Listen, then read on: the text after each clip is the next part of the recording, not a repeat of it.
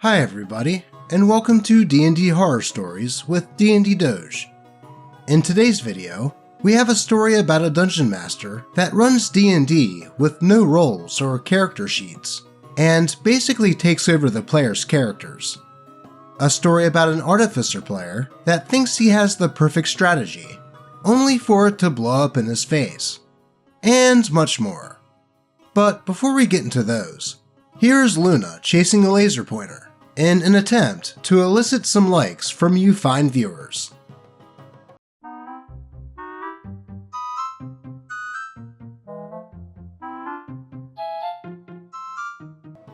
She'll catch that red dot one day. But until then, let's get into some D&D horror stories. Game Master locked me out of interacting with other players because I got confused. By Reddit user IcemanEX54. I'm a player in a tabletop RPG campaign, and I just wanted to vent about this session. The Game Master uses a rules-light homebrew system, and it's his homebrew world as well. He's been doing this campaign for years now, but I just joined through a mutual friend after another player left recently. When I joined the campaign, the Game Master had told me that he wanted me to be from a particular country as a prince, and since it was his homebrewed world, I went with it. The country I'm a prince of is a massive empire that has conquered many lands. I wanted to be a morally good character, so I made up a backstory where my prince had a secret romance with a commoner, so it gave me more empathy and understanding than my other royal peers would have had. Then, in Session 1, he had the commoner immediately break up with me, since the players were all leaving the city in Session 1. Several sessions later, there's a carnival being hosted in the Empire, and all the players are attending. The players split up, and my part began with my character watching as a mentally handicapped child was put into the dunk tank and was being dunked against his will. Wait, what the fuck? So I had my character help the child and stop the game. This isn't relevant to the larger story, but I thought it was really weird. Then I am told I have to go to the quote main stage, which is just a strip club seemingly. And of course, walking around topless, serving drinks, is my character's commoner love interest that I had made in Session 0. The Game Master laughs a bit and comments, "Isn't it funny? Look at what your ex has to do without you." I have my character give her the shirt off his back, and we go to the outskirts of the carnival to find a quiet place to talk. But then, the carnival was ambushed by some enemies as arrows and fire rained down on the parade. Suddenly, my character and his ex are teleported back to the main stage, and the Game Master starts jumping back and forth between all the other player characters, asking what we want to do without any sort of initiative, and if we don't respond quickly enough, he skips to another player. I ask, "What direction are the arrows coming from?" And the Game Master says, "You can't tell." "Which direction to the palace?" I ask. "You don't know," he tells me. I'm honestly, genuinely confused about what to do here, and my mind goes blank. But then, the Game Master has my bodyguard, a Brienne of Tarth type, tell me to follow her, so I do. As he cuts back and forth, another player loses his mom in the chaos, so I tell the GM I want to help him find his mom. "You can't see him," the Game Master tells me. Then, I ended up getting surrounded by 12 ambushers in the quote, pleasure gardens. Game Master asked what I would do, and I say since the carnival is burning, I look for a piece of wood on fire, and since it's the pleasure gardens, maybe there's some oil I can spill and light on fire to separate myself, my bodyguard, and ex, who are all with me from the ambushers. He tells me there's no oil, and then that I'm held down by the men. I tried to escape, but he says I failed. He just did a dice roll behind his screen and didn't tell me the results. I am then hogtied by the ambushers with my bodyguard and X and thrown into a cart. Meanwhile, the other two players have stolen the cart and are escaping. I try to do a goofy wave as my character is tied up towards my companions, and he just says that the carts never pass each other, so the other players don't see you. Before the session ends, he tells me that my bodyguard is dead. After the session, I think my body language showed I was a bit bummed, so the Game Master pipes in. "You want to know why you failed that encounter?" He proceeded to tell me that it was because I followed my bodyguard, and there was no way a woman could have protected me, and I needed to make the choice instead. Some of the other players chimed in and said that it was surprising that my bodyguard failed, since in the lore, she was a 20-year veteran who survived the Great War. But the Game Master keeps defending his choice.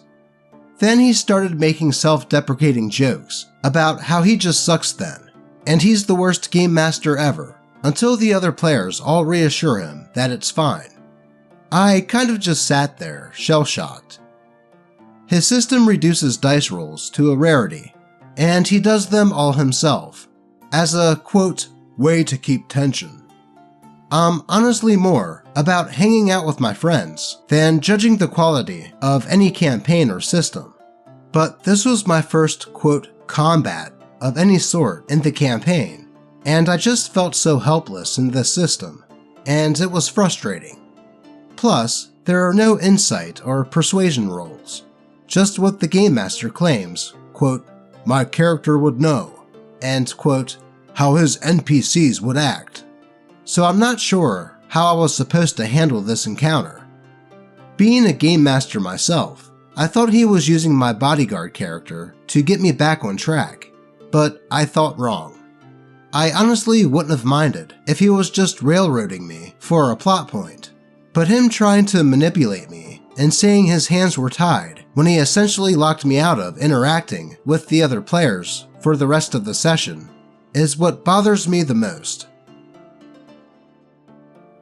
Yeah, that is a bit BS if you ask me. Putting OP's character in that situation, and with his character having a bodyguard, you would think that that character would go with them.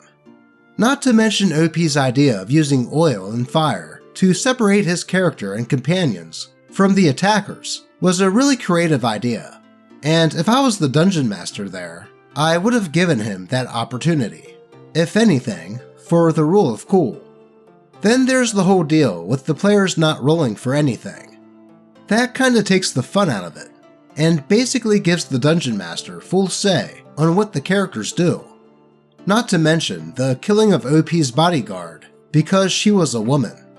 Like the other players pointed out, she had to be a bodyguard for a reason, and you would think that she would be good at her job, instead of the game master just saying, "Oh, she's dead now." Then there was the way that the Game Master garnered sympathy from the other players by becoming self-deprecating when all of that was pointed out. This is a manipulation tactic that some people use to avoid being criticized. Though, apparently, this is not the end to the story, as OP posted a second part to this tale. So let's dive right into that one.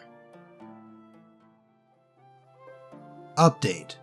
Game Master defends style and told me he owns my character. By Reddit user IcemanEX54. One of my friends in the group reached out to me and asked me not to leave the group. He told me there were only 2 sessions left and asked me to stick around as a favor to him. I told him I'd reach out to the Game Master and see if we could get on the same page. So I texted the Game Master and told him that I wanted to talk because I had some concerns after the way everything went down last session. He was down, and we talked on the phone a couple of days later. To my surprise, the first thing he did was profusely apologize. I hadn't been responding in our group chat, partially because I was mad, and partially because my partner had a death in her family. I guess me not responding caused him to dwell on the last session a bunch. He said he was going to retcon my bodyguard's death and keep her alive. I even told him that the treatment of women in the campaign was bad, and that it was making the story worse. He told me that is something that he can work on being better about too. I was surprised, but all this gave me a lot of optimism for this conversation. Wow, could it be that the Game Master actually took some constructive criticism to heart and planned to change after that last session? Let's see if this holds up. I was honest, and I told him that his homebrew system is very difficult for me since I don't have a character sheet. So my character doesn't have abilities, he doesn't level up, and I can't do things like roll investigate or perception rolls, which makes it hard for me to make informed decisions. I told him that it makes me very risk adverse because I don't have things like HP to even know if I'm in danger. He responded to this by telling me I shouldn't worry about that because his game mastering style rewards me if I roleplay well enough. He went on to say that he hates systems with things like perception rolls because that's, quote, not how real life works. Well, it's not real life. It's a tabletop RPG. Stats and rolling for them are part of what makes tabletop RPGs fun. I also lamented the fact that I also don't get to interact with the other players much. I didn't mention this in the first post, but he plays with all of us in a Discord call, but he only plays with one of us at a time, and the two of us who aren't playing are expected to listen and record notable quotes for his notes. He'll switch between characters, where each player gets 2 to 3, quote, scenes in a 3-hour session. He has our characters all spread out across the country, Game of Thrones style, and I've only gotten to play with another player in 2 sessions so far. This was also why that carnival scene was so frustrating, because all 3 players were finally in the same place, and we were trying to find each other, and he just kept saying, "You don't see them." He told me that he doesn't do party-based adventures because you can't get character growth that way. I pushed back and said that I've seen awesome character growth in traditional D&D style games in the past. It just depends on the group. I also said he's just making things harder for himself by trying to run 3 campaigns instead of 1. And if we don't have character sheets and aren't in a party, then this is all more dramatic improv than a tabletop RPG. He responded by saying his way was better because it creates a real story, and that I should be happy because he made me the main character. I guess that is what me being the prince means. He then went on a rant about how much he loves the game world he created, and he's very grateful that our characters brought it to life. But then he says that since it's his world, he feels like he owns our characters now, and that after the campaign, he wants us to all sign off on him using the characters to write books in a screenplay, and if we don't, he'll just change their names and do it anyway. He then thanks me and tells me that this campaign is the main thing that has been stopping him from self-harm and going to dark places. Then he says he has to go, and he rushes to hang up before I can say anything else. I'm dumbfounded after that rapid-fire series of bombshells. I've known since the first few sessions that this was barely a tabletop RPG, but I got to hang out with my friends, so I didn't care what it was. It was nice to hang out with old friends a couple times each month, but then the story got weird, and there was so much misogyny. And then I had the horrible session that caused my original post. Then, in this conversation, he throws up even more red flags that I'm not blind to. But he is also planting a seed that he may harm himself without the campaign, which is not something that I want on my conscience. I'm just exhausted at this point. TLDR. Game Master says that abilities and parties make tabletop RPGs worse, and he wants to use our characters to write books and movies after the campaign because he owns them, since we're playing in his world. Then, he says he may fall back to self-harm without the campaign, making me feel guilty for wanting to leave. Holy jeez, talk about a cluster and a half. First, saying that having players interact with each other in a tabletop RPG, if you could even call this that, makes stories dull and prevents character development is total BS. Characters being in a party and going through things together is what usually drives character development and helps the characters bond with and trust each other. Then for the game master to say that the game is what is preventing him from self-harm is yet another manipulation tactic to force OP to stay in the game, if you ask my opinion. And as far as him saying that he owns your characters and wants to write a book or a screenplay with them after the game, I would say that that is what he should have done in the first place, as it sounds like he's just running the players through events that he already knows the outcomes for. Now, as far as OP staying in the game, that is totally up to OP. I wouldn't let the vague threat of self-harm hold you hostage in something that you're not enjoying. But at the same time, OP did say the main reason they were going to those games was to be able to hang out with old friends. Plus, OP's friend did say that there would only be 2 more sessions, so perhaps it might be better to just stick it out for those 2, and then maybe someone else can take the mantle of Dungeon Master and play an actual tabletop RPG with character sheets, dice, and all. Though I am curious, what would you all do if you were in OP's shoes here? Let's move on. I Cast Rope Trick by Reddit user Dr. Sodium Chloride. A few years back, an old 5th edition group I was in couldn't run in our usual space, so instead, we headed out to the friendly local game store, hoping to run there instead. We got ourselves a table, bought some dice, and grabbed some snacks, the usual. The Eberron book had just dropped, and I was putting the finishing touches on my Artificer's character sheet while we waited for the Dungeon Master to arrive. I chat with my table about how excited I am that a new class finally dropped for the game, and someone clearly overheard me. A random player from another table detaches and oozes on over to ours. I think we all assumed that he must have been friends with one of us at the table from how familiar he acted, but when we checked later, none of us had ever met him. He talks about how he's got a sick Artificer build too, and offered to engage in a quick PvP between us to test out our builds.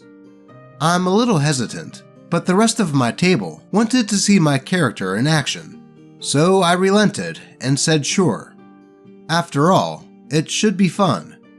I had an artillerist who'd rolled some goofy stats, and he, apparently, had a battlesmith, so I figured it would let me see 2 different versions of the new class in action at once. First round of combat, I win the initiative, and pull off a bog-standard, quote, fire my attacks round. His turn comes, and he casts Rope Trick. We all stare at him, a little confused, and he smugly explains how he's going to hop onto his mount, climb up the rope, and then pop out each turn and launch every spell he has at me, and then short rest in the safety of his hideout. He says I might as well quit now, because he's basically unbeatable. I think he's joking for a second, but then he keeps grinning at me. I then explain. 1. The rope in his inventory is 50 foot long, so even with a mount, he'd only be able to climb like 30 feet up in this turn. 2. Artillerists have access to really easy knockback effects, so on my immediate next turn, I'd just shoot him off the rope and deal 30 feet of fall damage. 3. Even if he got inside the rope trick, he's pinned himself to one location, so I can just dash away and be out of range of most of his spells and attacks pretty quickly, since Artillerist is a much more range-focused class than Battlesmith. 4. Even if he pulled off his plan successfully, I could also short rest in the time it took him to do that, so it would accomplish absolutely nothing. 5. Even if I didn't short rest, I'd just leave, both out of and in character, because this was meant to be a fun duel, not whatever this was.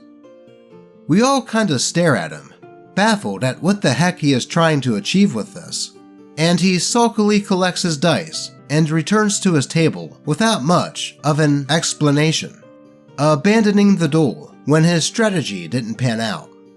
We go back to our game, and I forgot this until 5 minutes ago when I saw a rope trick brought up in another conversation. It sounds to me like that Battlesmith player thought that he had figured out that particular spell in a way that would break the game, but did not take into consideration other things that would defeat the purpose of it. He was probably too excited about how he thought it would play out without realizing all the stuff that the other player could do, and just ended up embarrassing himself. Not to mention that rope trick explicitly states that attacks and spells can't cross through the entrance of the extra-dimensional space. Sure, he could pop in and out, but then OP could just hold action to attack when he would do that. Not the worst horror story I've read. If anything, the horror in this story was likely the embarrassment that the Battlesmith player felt after this interaction.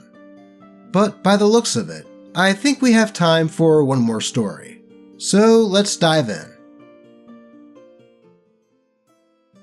A Story About Comfort Zones by Reddit user World Gone Away. Hello again. I really don't think this qualifies as a horror story, but because of one simple piece of content, I don't want to put it in the general D&D boards, and it has some relation to a lot of the problem stories that you find in this sub. I've read a lot of stories about creepy players and dungeon masters not respecting each other's boundaries and comfort zones. People frequently reply with the recommendation that people lay down the boundaries ahead of time and talk about what they are and are not comfortable with. But how should players and DMs handle that when such a thing comes up? I've got a short story to share about the subject, and just an advanced warning, there is an explicit drug reference. My brother had suggested to me some years ago that I set up an evil campaign so that he could play a specific character that he wanted to use. I entertained the idea and said that if he could find a couple of other people for the game, I would run it. The day comes, and the players are my brother and 2 of his friends. The friend important to the story is Kyle. The whole party were playing characters that were neutral evil. The game goes well. The 3 of them are actually playing quite despicable people, and we have many moments of laughter.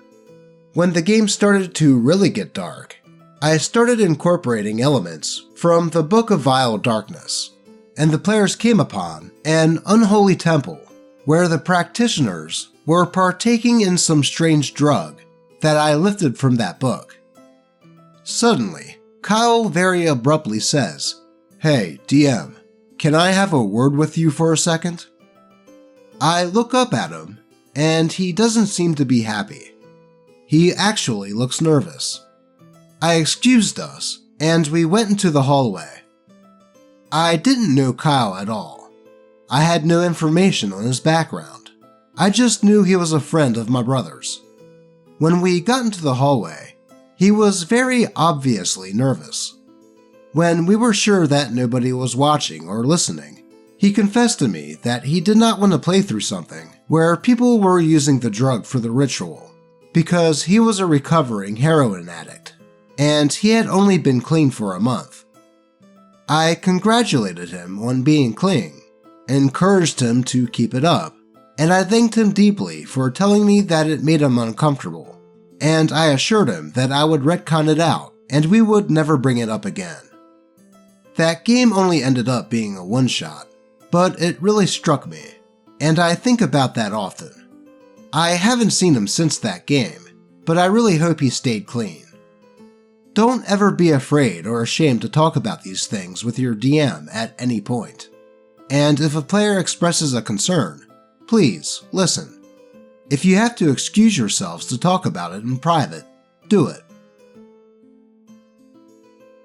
Now, I realize that this is not a horror story per se, but I figure it's always good to hear a story now and then, where a player feels uncomfortable with something, tells the DM about it, and the Dungeon Master respects the player's feelings enough to change things in the game, to where everyone can still enjoy this great hobby. This is a great example of how communication in tabletop RPGs is the keystone for great campaigns, or in this case, even a one-shot. And good on Kyle for getting clean off of that stuff. My uncle was a user of that crap, and trust me, it really can destroy people's lives. Here's hoping that Kyle stayed clean, and is still playing D&D to this day.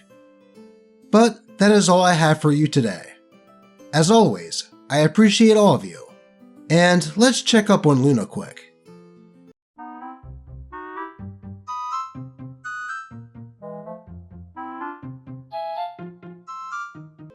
Keep on chasing your dreams, Luna. And for you viewers, may your games remain horror story free. Until next time.